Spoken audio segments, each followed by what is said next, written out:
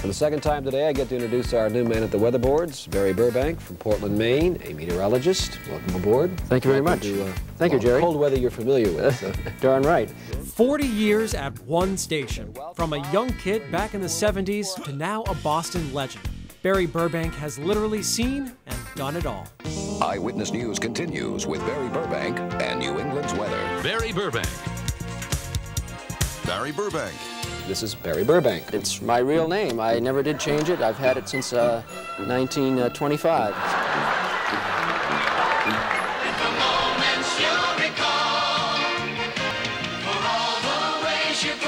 We're breaking the mold with aggressive weather reporting like you've never seen. A lot can change weather-wise overnight, so wake up to a fresh forecast and a live look at what's happening in your town with First Alert Doppler. Barry's passion for his job and the weather remains as strong today as it was 40 years ago. In fact, he can trace his love and fear for weather back even farther than that, to 1954 in Hurricane Carol.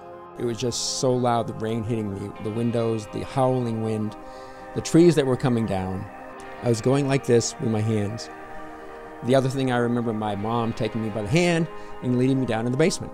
From there, he was hooked. My idol was Don Kent. He worked right here at the station. He was my mentor, and I watched him every morning. I did visit him when I was a teenager. He actually came down here and to this station, and when I walked into the studio, I go, whoa, I love the studio so much that I actually went home and built a scale model of that studio in my bedroom. Threw everything out, left the bed in the middle of the room, and just did weather reports. Stand by at text 1. This is News Center 6. Barry's career began in the year 1976 as Maine's first on-air meteorologist. Well, I got the job in Maine, and the first meteorologist, on-air meteorologist in Maine, in Portland. As I said, I kept communicating with Don Kent, who worked here, and he told me that there was going to be an opening here at WBZ. He said, what have you got to lose? Why don't you just try for it, you know? I came down for the interview. There was no interview. I just walked into the office and they told me, well, here's what we'd like you to do if you'd like to accept the job. And I go, what? From there, he never looked back.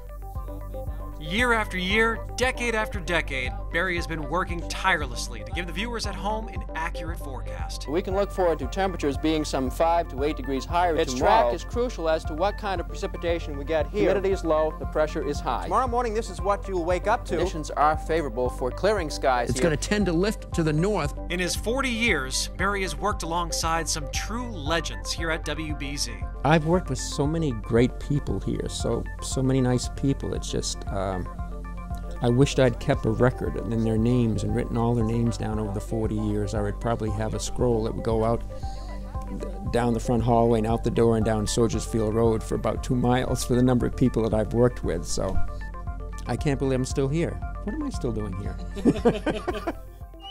Aside from being a brilliant meteorologist, Barry has a terrific sense of humor and has certainly had his share of fun over the years. We can take a look at the cloud cover across much of the nation. This is what we call an enhanced infrared picture, which basically shows us the cloud cover, and we also know it's quite windy in the studio. It's going to be clear, it's going to be very pleasant, and temperatures will be in the range of about 60 degrees.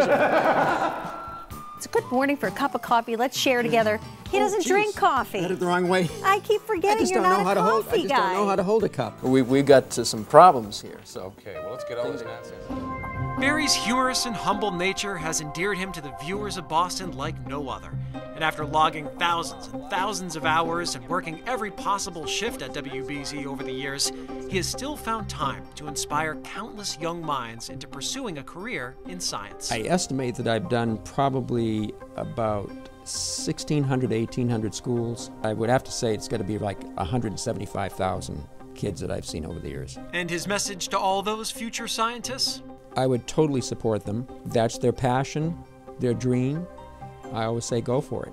You just got to keep digging and be enthusiastic and excited about what you're going for, and you'll find a place.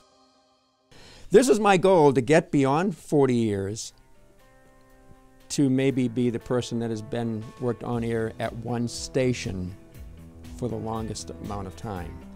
I'm going to stay here till I get my first forecast right. I've tried to make it fun at times on the air and done some funny little things on the air occasionally to keep people's interest, but I think it's being a nice guy, and that's what I mentioned before about Don Kent telling me, my mentor, saying, in this business, I want you to be a nice guy to people. And chances are you'll go a long way if you do. So there you go, 40 years. Still here.